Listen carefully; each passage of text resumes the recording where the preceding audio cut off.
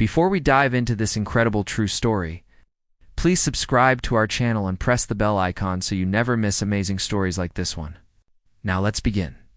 The water from the outdoor shower was ice cold, exactly as Lieutenant Commander Rebecca Stone preferred it after a grueling morning run. She had arrived at the Naval Special Warfare Training Facility in Coronado an hour before dawn, wanting to get a feel for the place before officially reporting for duty.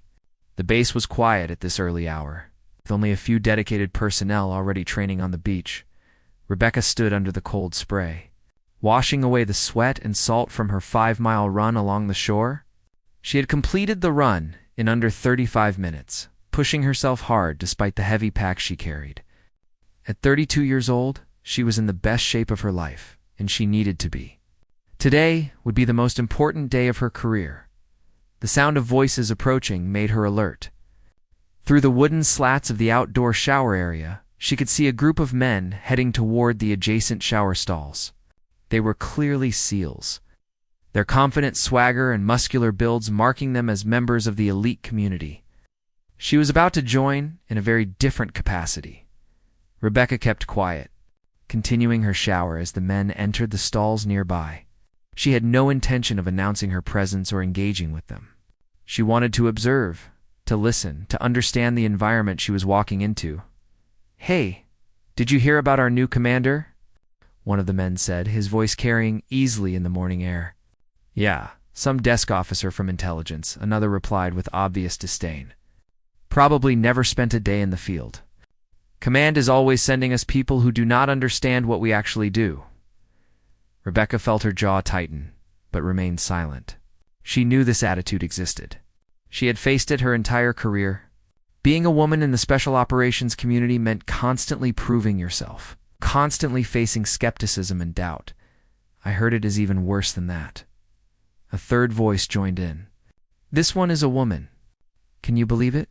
They are putting a female commander in charge of a SEAL team. What is next? Sensitivity training before every mission." The group erupted in laughter.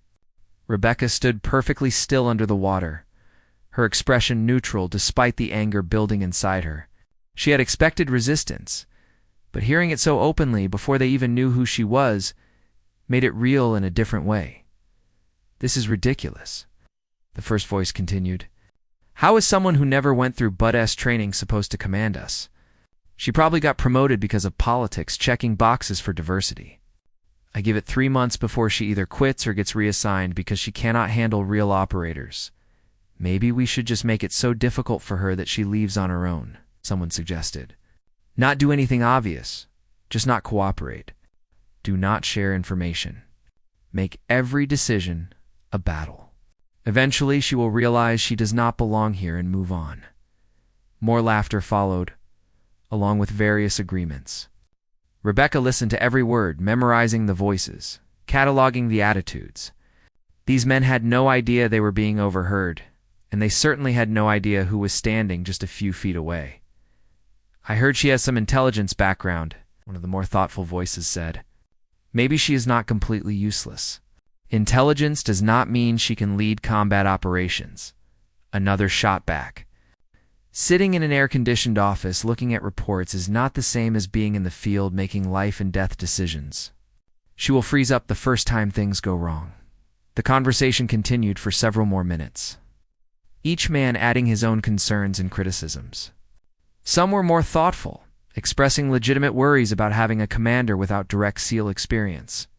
Others were simply crude, making jokes about physical fitness standards and whether a woman could keep up with their training pace. Rebecca finished her shower and turned off the water. She dried off quickly and dressed in her physical training uniform.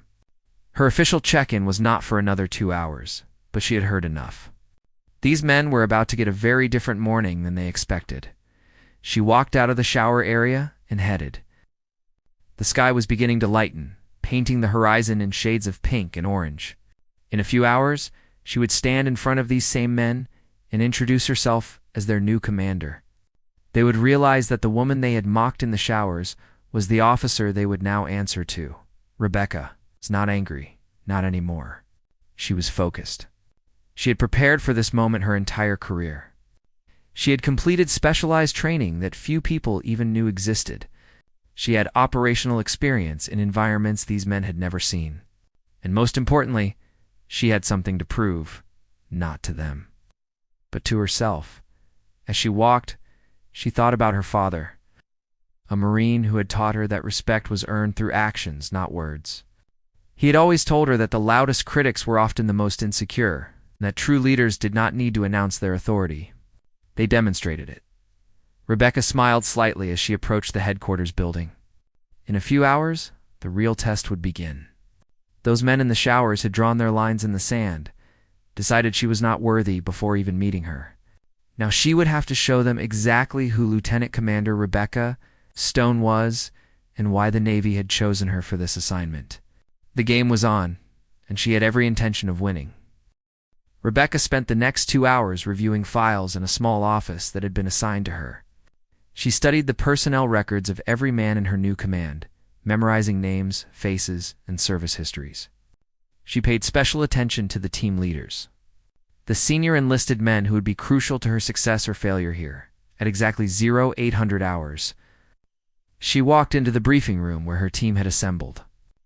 32 men stood at attention, their faces a mixture of curiosity and barely concealed skepticism.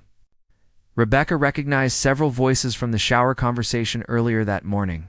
She kept her expression neutral, professional, giving nothing away. "At ease," she said, her voice clear and commanding. "Take your seats." The men sat, the room falling into an uncomfortable silence. Rebecca stood at the front, making eye contact with each person, letting the moment stretch. She wanted them to see her, really see her, before she spoke. "I am Lieutenant Commander Rebecca Stone, your new commanding officer. I know many of you have concerns about my assignment here. Some of you have questions about my qualifications. And some of you," she paused, letting her gaze settle on the group of men from the showers, "have already decided I do not belong here." A few men shifted uncomfortably. The ones she was looking at stared back with defiant expressions. Yet realizing she had heard their earlier conversation. "Let me address those concerns directly," Rebecca continued. "You are right that I did not go through Bud-S training. You are right that I have not spent my career in the SEAL teams. What you do not know is where I have been and what I have done." She pulled up a presentation on the screen behind her. The first image was a satellite photo of a compound in a hostile region. "This is a terrorist training facility in Yemen. 3 years ago, I was part of a classified operation that gathered the intelligence allowing SEAL Team 6 to neutralize it. I was on the ground for that operation, embedded with local assets, for 6 months." The room's energy shifted slightly. A few men leaned forward, paying closer attention. Rebecca clicked to the next image, showing another location. "This is a weapons cache in Syria. I identified this location and coordinated the airstrike that destroyed it. I was 300 meters away when the bombs hit, directing the operation in real time." She clicked through several more images, each one showing a different operation, a different success. For each one, she provided brief context, never bragging, just stating facts. The men listened, their skepticism slowly being replaced by surprise and grudging interest. "Over the past 8 years, I've been deployed to 17 countries. I've worked with special forces, Delta, SEAL teams, and intelligence agencies from allied nations. I speak 4 languages fluently. I have been shot at, mortared, and nearly captured twice. I am here because I have operational experience that complements what you do. I am not here to replace your expertise. I am here to enhance it." Rebecca turned off the presentation and faced the team directly. "Now let me be very clear about something else. I know some of you think I got this position because of politics or diversity initiatives. That is your right to believe, but you will not say it in front of me again. You will not undermine me to each other. And you will not treat me differently than you would any other commanding officer."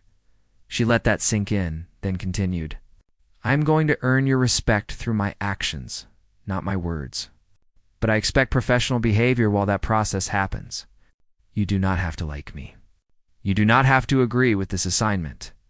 But you will follow orders, you will maintain discipline, and you will give me the same chance you would give any new commander. one of the senior chiefs. A man named Davidson, with over 20 years of service, raised his hand. Rebecca nodded at him.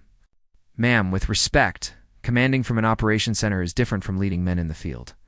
How do we know you can handle the pressure when lives are on the line?" It was a fair question, asked without hostility. Rebecca appreciated that. "Chief Davidson, you are absolutely right. That is why I'm not going to command from an operations center. For the next 3 months, I will be training alongside you. Every exercise, every drill, every evolution, I will be there. I may not be able to match your physical capabilities in every area, but I will keep up. And more importantly, I will show you that I understand what you do and what you need from a commander." The room erupted in surprised murmurs. This was unprecedented. Commanders did not train with the teams like this. They observed, they planned, they commanded from a distance. Rebecca was proposing something completely different. Another hand went up. From one of the men she recognized from the shower conversation. His name tag read, Martinez. "Ma'am, no disrespect, but our training is intense. We have people with years of experience who struggle with it. How do you plan to keep up?" Rebecca looked directly at him, and something in her expression made him sit back slightly. "Petty Officer Martinez, I completed the morning training run before any of you arrived today. 5 miles in under 35 minutes with a 40-pound pack. This afternoon, I will be at the pool for combat swimming qualifications. Tomorrow, I will be on the range for weapons qualifications. And next week, I will be joining your team for the urban warfare exercise." She paused, then added, "And for those of you who were discussing my qualifications in the outdoor showers this morning, I was in the stall right next to you. I heard every word. So now you know that I do not just sit in an office. And you also know that I pay attention to everything happening around me." The room went completely silent. Martinez and his friends looked like they wanted to disappear. The other men looked between Rebecca and the embarrassed group with varying expressions of shock and amusement. Rebecca did not smile, did not gloat. She simply moved on. "Here is how the next 3 months will work. I will train with you, learn from you, and prove to you that I can handle this job. In return, you will treat me with the same professional respect you show any officer. At the end of 3 months, we will reassess. If you still believe I am not fit to command, we will have that conversation honestly. But until then, we work together as a team. Understood?" A chorus of "yes, ma'am" responses filled the room. The energy had completely changed. The men were no longer looking at her with contempt or dismissal. They were looking at her with surprise, curiosity, and the beginnings of respect. The first week was brutal. Rebecca had not exaggerated about her physical fitness, but SEAL training pushed her to limits she had not experienced in years. The days started before dawn and ended long after sunset, filled with relentless physical challenges designed to break weaker individuals. On Monday, she joined them for the obstacle course. The structure was a maze of walls, ropes, and barriers that tested strength, agility, and determination. Rebecca watched the first few men go through, noting their techniques and strategies. When her turn came, she attacked the course with focus and intensity. She was not the fastest, finishing in the middle of the pack, but she completed every obstacle without assistance and without complaint. The combat swimming on Tuesday was harder. The ocean was cold and rough, the currents strong. They swam 2 miles in full gear, then had to tread water for 30 minutes while simulating equipment checks. Rebecca's shoulders burned and her legs felt like lead, but she refused to quit. She finished, exhausted but upright, immediately moved to the next evolution without asking for rest. Chief Davidson watched her closely during those first days. He was a fair man, respected by everyone in the command, and his opinion would matter greatly to the team. On Wednesday, during a break in training, he approached Rebecca as she sat checking her gear. "Ma, have been doing this for 22 years, he said quietly. "I have seen a lot of officers come through, and most of them do not last a day trying to train with us. You are keeping up. That is earning you some credibility." Rebecca looked up at him, her face showing the exhaustion she felt. "Thank you, Chief, but I am not doing this for credibility. I am doing it because I need to understand what you go through. I cannot lead effectively if I do not know what I am asking of you. Davidson nodded slowly. That is the right answer, ma'am. Keep that attitude and you will do fine here by the end of the first week. The team's attitude toward Rebecca had shifted noticeably. The open hostility was gone, replaced by cautious observation. The men still had not fully accepted her, but they were no longer actively working against her. They watched to see if she would maintain her commitment or if it was just a show for the first few days. Rebecca had no intention of backing down. The second week brought weapons training, something she excelled at. On the range, she outshot several of the team members, her marksmanship skills honed by years of practice.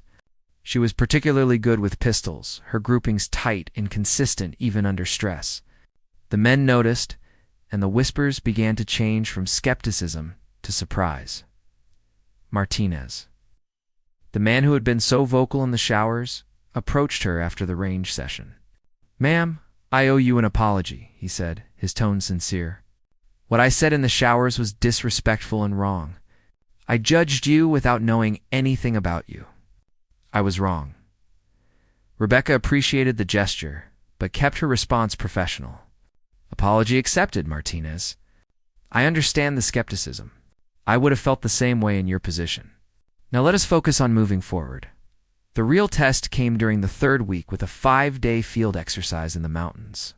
The team would simulate a long-range reconnaissance mission, covering over 50 miles on foot in rough terrain while carrying heavy packs and equipment.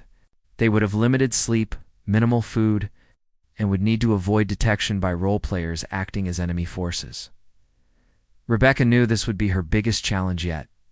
She had done field work before, but never at this intensity, and never with a group evaluating her every move. The first day was manageable, hiking through the mountains with the team spread out in tactical formation. Rebecca carried her full load without asking for help, keeping pace with the main group. By the second day, exhaustion was setting in. Her feet were blistered, her shoulders ached from the pack, and the lack of sleep was making everything harder. But she noticed the men were watching her, testing her, so she pushed through the pain without complaint. During a brief rest stop, she treated her blisters efficiently and was ready to move out before some of the younger team members. On the third night, everything changed. The team had bedded down in a concealed position, taking turns on watch. Rebecca had just fallen into an exhausted sleep when the sound of gunfire erupted. The role players had found their position and were launching a simulated attack. The team reacted instantly, turning fire and executing their escape and evasion protocols. Rebecca moved with them, following Chief Davidson's lead as they broke contact and retreated into the darkness. The exercise had suddenly become chaotic and dangerous, with team members separated in the confusion. Rebecca found herself with 3 other men, including Martinez, cut off from the main group. We need to get to the rally point, Martinez said, checking his map with a red lens flashlight. It is 3 miles northeast, but we will have to cross enemy territory to get there. Rebecca studied the terrain. If we go northeast, we will be moving through the most obvious route. They will expect that. What if we go west first, circle around, and approach from an unexpected direction? It will be longer, but safer. Martinez looked at her with new respect. That is good thinking, ma'am. But it will add 5 miles to the distance. In our current state, that is rough. I can make it, Rebecca said simply.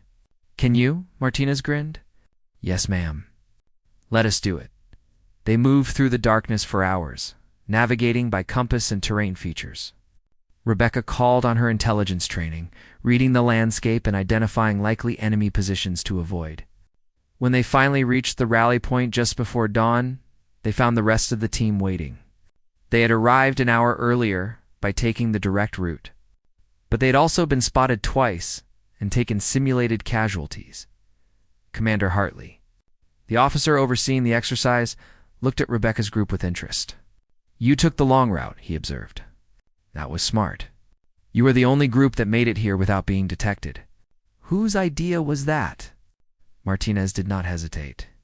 The commander's, sir. She read the terrain correctly and made the right call. After the field exercise ended, Rebecca was exhausted beyond description. She had lost weight, Her body was covered in bruises and scrapes, and every muscle ached. But she had made it through without quitting, without asking for special treatment, and without failing any of the required tasks. That evening, the team gathered for their traditional after-action review. They sat in a circle, discussing what went right and what went wrong during the exercise. When it was Rebecca's turn to speak, she focused on what she had learned rather than what she had accomplished. Chief Davidson spoke up when she finished. "Ma'am, I think I can speak for most of the team when I say you have earned your place here. You have proven you can handle the physical demands, you can think tactically under pressure, and you do not quit when things get hard. That is what matters to us."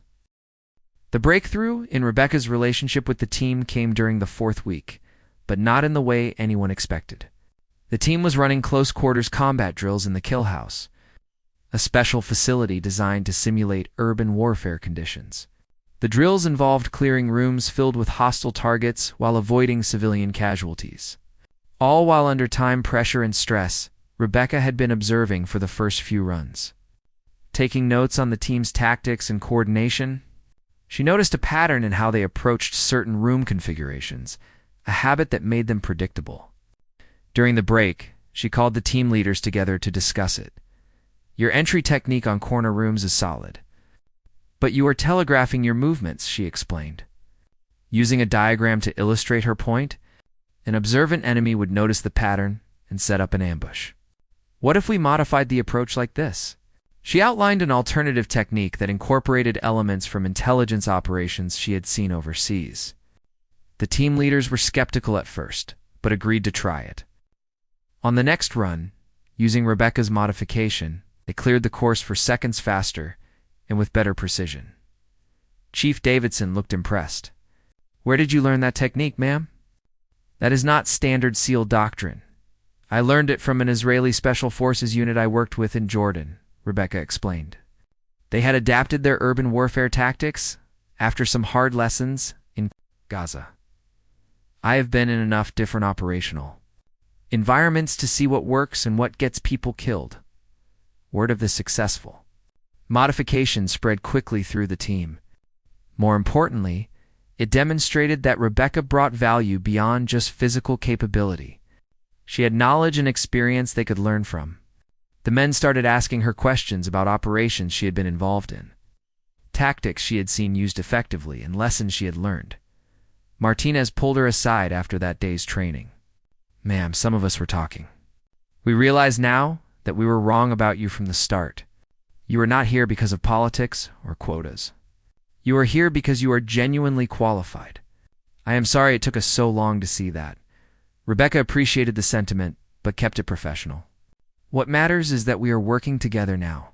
The past is the past." The real test of her leadership came sooner than expected. 2 weeks later, the team received deployment orders. A situation had developed overseas that required immediate response. An American diplomat had been kidnapped by a militant group. Intelligence suggested they were planning to move him across the border within 48 hours. Rebecca's team was tasked with the rescue operation. The briefing room was tense as Rebecca laid out the mission plan. She had spent the previous 12 hours coordinating with intelligence assets, satellite reconnaissance, and allied forces on the ground. The plan was complex and risky, requiring split-second timing and perfect coordination. "We will insert here," she said, pointing to the map under cover of darkness. 2 teams will approach the target compound from different directions. Team 1, led by Chief Davidson, will breach from the north. Team 2, led by Martinez, will provide overwatch and cut off escape routes to the south. I will be with the command element, coordinating with our air support and monitoring intelligence feeds in real time. One of the younger SEALs, a petty officer named Thompson, raised his hand. "Ma'am, what if the intel is wrong? What if the diplomat is not at this location?" Rebecca met his eyes directly. "Then we adapt. I have secondary and tertiary targets identified based on alternative intelligence. We also have assets on the ground who can provide real-time updates. But the primary intelligence is solid. Multiple sources confirm this location." The planning session went on for hours, with Rebecca fielding questions and refining details. She made sure every team member understood their role and the contingencies if things went wrong. She drew on her experience coordinating operations from the intelligence side, anticipating problems and planning solutions. Chief Davidson watched her work with growing respect. She was thorough, detail-oriented, and most importantly, she listened to input from the team. When someone raised a valid concern, she incorporated it into the plan. When someone suggested a modification, she evaluated it objectively. This was collaborative leadership at its best. The mission launched 36 hours later. Rebecca was in the command helicopter, monitoring multiple feeds from satellites, drones, and the team's helmet cameras. Her heart pounded as she watched the two teams approach the target compound through night vision displays. Everything she had learned over the past weeks came down to this moment. Team 1 is in position. Chief Davidson's voice came through the radio, calm and professional. Team 2 is set. Martinez reported seconds later. Rebecca checked the intelligence feeds one more time. The thermal imaging showed multiple heat signatures in the main building, consistent with what they expected. Execute, execute, execute, she ordered. The teams moved with practiced precision, breaching the compound walls simultaneously. Rebecca watched through the camera feeds as they cleared the outer buildings. Then something unexpected happened. Additional hostile forces appeared from a hidden position. Opening fire on Team 2, Martinez and his men took cover. Pinned down by the sudden assault, Team 2 is taking fire from the east building, Martinez reported, his voice tight with stress. We have multiple hostiles, more than expected. Rebecca's mind raced. This was the moment that defined a commander, when the plan fell apart and lives hung on split-second decisions. She pulled up the thermal feed and spotted the problem. The hostiles were in a position that had not shown up on the earlier reconnaissance. They must have moved in recently. Team 1, redirect to support Team 2, she ordered. Approach from there 6 o'clock and hit those hostiles from behind. Air support, I need suppression fire on the east building. Danger close to Team 2's position. The situation was chaotic, but Rebecca's voice remained calm and clear. She coordinated the response, directing assets with precision while keeping track of every team member's position.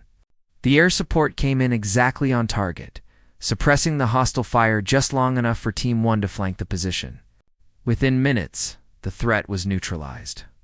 All teams continue to primary objective, Rebecca ordered. We still have a diplomat to recover. The teams pushed forward, now reunited and moving as one unit. They breached the main building and found the diplomat in the basement, bound but unharmed. The entire operation from breach to extraction took 11 minutes. Not a single team member was seriously injured. The diplomat was safe. On the flight back to base, Chief Davidson sat down next to Rebecca. Ma'am, that was textbook. When things went wrong, you did not panic. You adapted the plan and made the right calls. That is what leadership looks like. Rebecca felt the tension draining from her body, replaced by exhaustion and relief. I had good people executing the mission. Chief, I just coordinated them. That is exactly what a commander is supposed to do, Davidson replied with a smile. Welcome to the team, ma'am. You are one of us now. When they returned to base, the entire team gathered for the debrief. As Rebecca walked through what happened and why she made certain decisions, she noticed the men listening with complete attention. They were not just being polite. They genuinely respected her judgment and wanted to learn from the mission. The success of the rescue mission transformed Rebecca's relationship with her team, but it also brought new challenges. Word spread quickly through the special operations community about the female commander who had successfully led a high-risk hostage rescue. Some praised her accomplishment, while others dismissed it as luck or claimed the team succeeded despite her leadership rather than because of it. Rebecca tried to ignore the external noise and focus on her work. It was not always easy. During a joint training exercise with another SEAL team, she overheard two officers discussing her assignment. They think putting women in command positions makes us look progressive, one of them said. But when things really go bad, she will fold. They always do. Chief Davidson, who had also heard the comment, started to respond, but Rebecca put a hand on his arm. Let it go, Chief. Words do not matter. Only actions do. We will let our results speak for themselves. The next real test came 3 months into her command. Intelligence identified a terrorist cell planning an attack on American forces overseas. The cell leader was a high-value target who had evaded capture for years. Rebecca's team was tasked with a direct action mission to capture or eliminate him. The operation was significantly more complex than the hostage rescue. The target was located in a densely populated urban area with limited approach routes. The cell was known to be well-armed and trained, and they had early warning systems that had allowed them to escape previous attempts at capture. Rebecca spent days planning the operation, coordinating with intelligence analysts to understand every detail of the target's routine and security. She noticed a pattern that others had missed. The target always left his compound at the same time every Friday to attend prayers at a specific mosque. The route he took varied, but the timing was consistent. What if we do not go to him? Rebecca proposed during the planning session. What if we let him come to us? We can set up a capture point along his most likely route and take him during the transit. It is less risky than assaulting a fortified compound. Martinez studied the map thoughtfully. That could work, ma'am. But we would need perfect timing and multiple contingency plans if he takes a different route. It is risky in a different way. Everything we do is risky, Rebecca replied. The question is which risk is more manageable. I would rather deal with variables on a street than variables inside an enemy compound. The team worked through the details, identifying 3 possible routes and setting up teams to cover each one. Rebecca coordinated with local assets to provide early warning on which route the target chose. On the day of the operation, she positioned herself with the main assault team, insisting on being forward rather than in the command center. This is unusual, ma'am, Chief Davidson said as they prepared to move out. Commanders usually stay back where it is safer. Rebecca checked her weapon and gear one more time. I need to be where I can make decisions quickly. If something goes wrong, I want to be right there to adapt. The wait was tense. They sat in concealed positions for 3 hours, monitoring communications and watching for the target. When the call came that he was moving, Rebecca felt her pulse quicken. Target is taking route 2. All teams execute positions.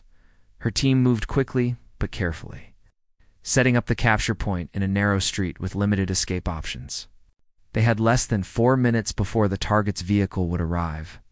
Rebecca positioned herself where she could see the entire scene and coordinate the team's movements.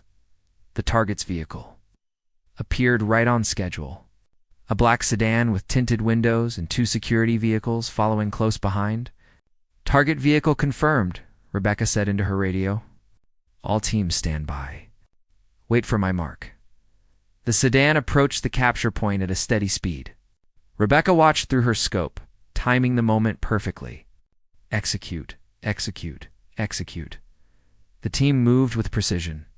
2 vehicles blocked the street ahead and behind, trapping the convoy. Flashbang grenades were deployed, and the assault team moved in before the target's security could react. Within seconds, the terrorist leader was pulled from his vehicle and secured. His security team surrendered without firing a shot, realizing they were outmaneuvered. Target secure, Rebecca reported. No friendly casualties. Prepare for extraction. The entire operation took less than 90 seconds from start to finish. It was executed so smoothly that bystanders barely had time to react. Before the team was loading the prisoners and moving to the extraction point, Rebecca coordinated the withdrawal personally, making sure every team member was accounted for before they left the area. Back at base, the operation was hailed as a perfect execution. The high-value target was in custody. Valuable intelligence was gathered, and not a single shot had been fired. It was exactly the kind of mission that Special Operations Forces trained for, surgical and precise. The commander of Naval Special Warfare personally called to congratulate Rebecca. That was outstanding work, Commander Stone. The planning was brilliant, and the execution was flawless. You have set a new standard for this type of operation.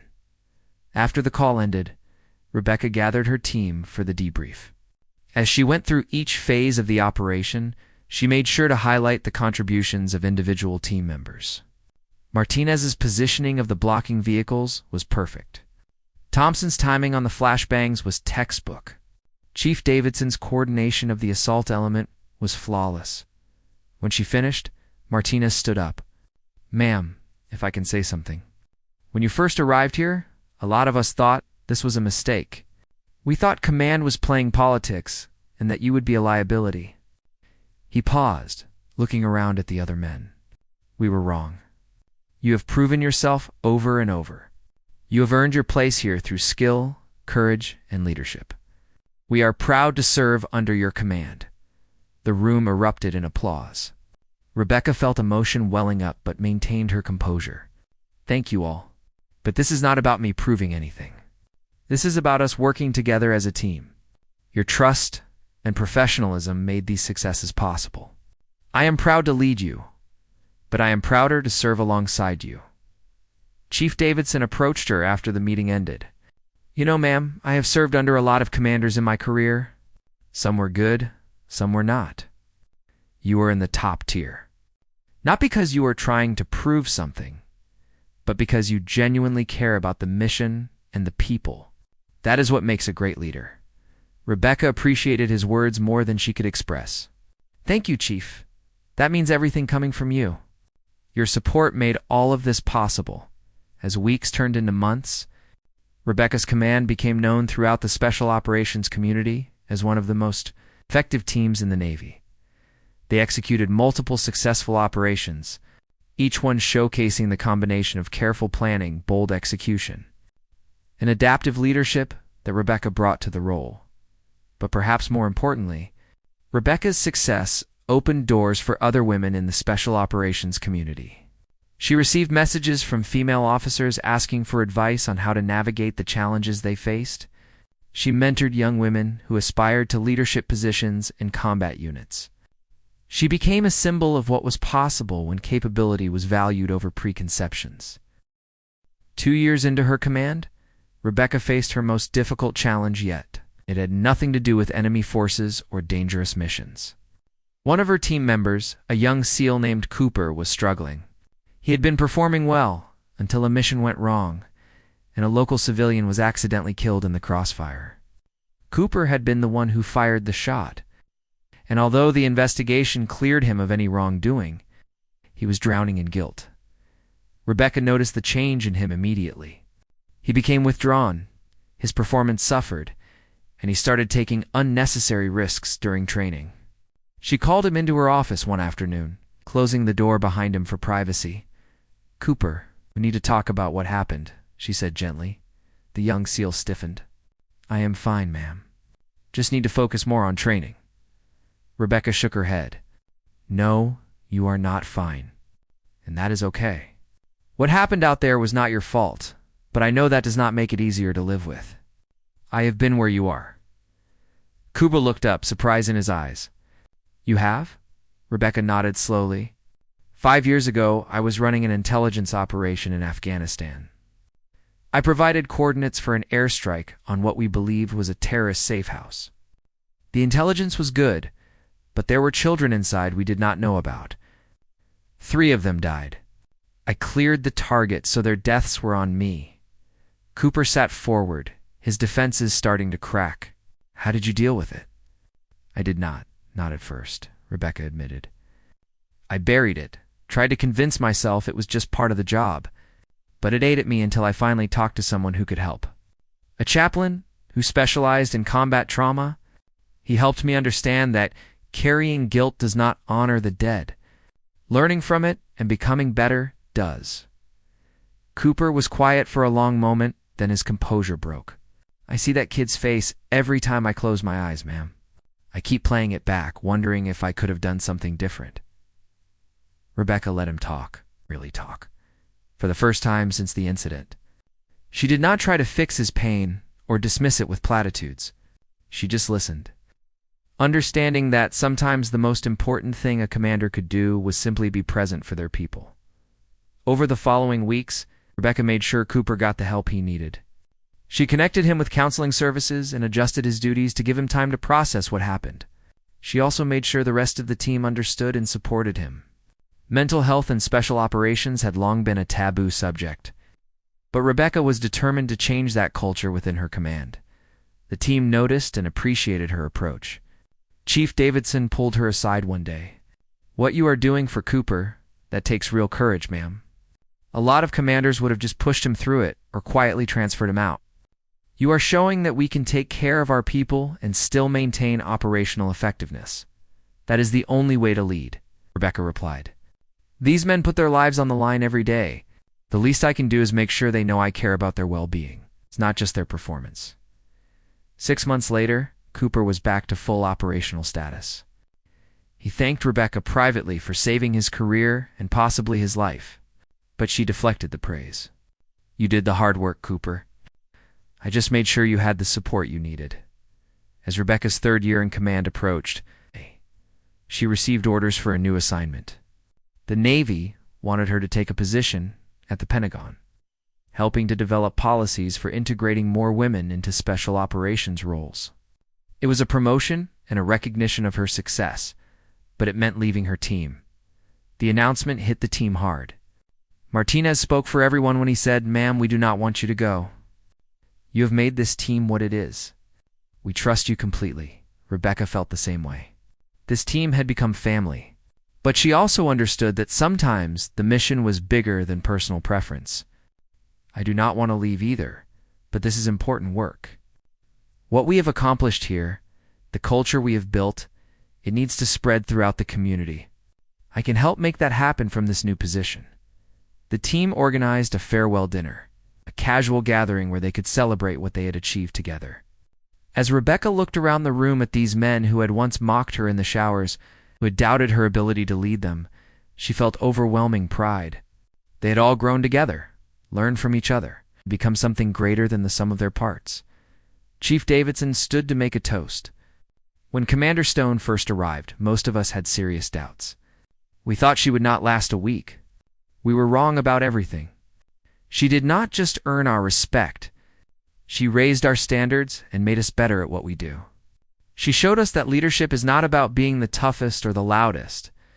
It is about intelligence, courage, and genuine care for your people. "Ma'am, it has been an honor." Rebecca stood, fighting back emotion. "You all took a chance on me when you had every reason not to. You could have made this impossible, but instead you gave me a fair opportunity to prove myself. That says more about your character than mine. I am leaving, but the culture we built together will stay. Take care of each other. Keep pushing yourselves to be better. And never forget that our strength comes from unity and mutual respect," Martinez added with a grin. "And ma'am, for what it is worth, we are sorry about what we said in those showers. You have definitely proven us wrong." The room erupted in laughter, the tension breaking. Rebecca smiled. "You know what? I am not sorry you said those things. It showed me exactly what I was up against and motivated me to prove you wrong. Sometimes the best fuel for achievement, someone telling you that you cannot do something." Rebecca's final day with the team came too quickly. As she packed up her office, team members stopped by to say goodbye and share memories. Thompson reminded her of the time she outshot him on the range. Martinez talked about the mountain exercise where she taught them to think differently about terrain navigation. Cooper thanked her again for helping him through his darkest time. Chief Davidson was the last to visit. He handed her a gift wrapped in simple paper. "The team wanted you to have this," he said. Rebecca unwrapped it to find a custom-made plaque. It showed the team insignia with an inscription that read, "Commander Rebecca Stone. She earned her place among warriors not by demanding respect, but by deserving it. First female SEAL Team Commander. Forever part of our brotherhood." Rebecca felt tears forming, despite her best efforts to maintain composure. "This means everything to me, Chief. Thank you." Davidson smiled. "You changed this team, ma'am. But more than that, you've changed the whole community. There are women in training right now because of what you accomplished. You showed everyone that capability matters more than gender. That is your real legacy." Years later, when people asked Rebecca about her time commanding a SEAL team, she would smile and tell them it was the most challenging and rewarding experience of her career. She would talk about the missions, the successes, and the lessons learned. But what she remembered most was the journey from those first moments in the shower. hearing men mock her before they even knew her name. To the day they gave her that plaque acknowledging her as one of their own, she had not changed who she was to fit into their world. She had brought her own strengths and perspectives while respecting theirs. She had proven that leadership transcends gender. That competence speaks louder than prejudice, and that teams are strongest when they embrace diversity of thought and experience. Rebecca went on to have a distinguished career, eventually becoming one of the highest-ranking women in naval special warfare. She used her position to mentor other women and to continue breaking down barriers. But she never forgot those men who had mocked her in the showers and then become her most loyal supporters. They had taught her that people could change when given the chance, and that the best teams were built on mutual respect earned through shared hardship and common purpose. The story of Commander Rebecca Stone became legendary in military circles, told to new recruits as an example of leadership done right. They called her the commander who turned skeptics into believers, not through words or politics, but through unwavering competence, genuine care for her people, and the courage to stand firm in the face of doubt. She had walked into a world that did not want her and left it better than she found it. That, in the end, was the true measure of her success.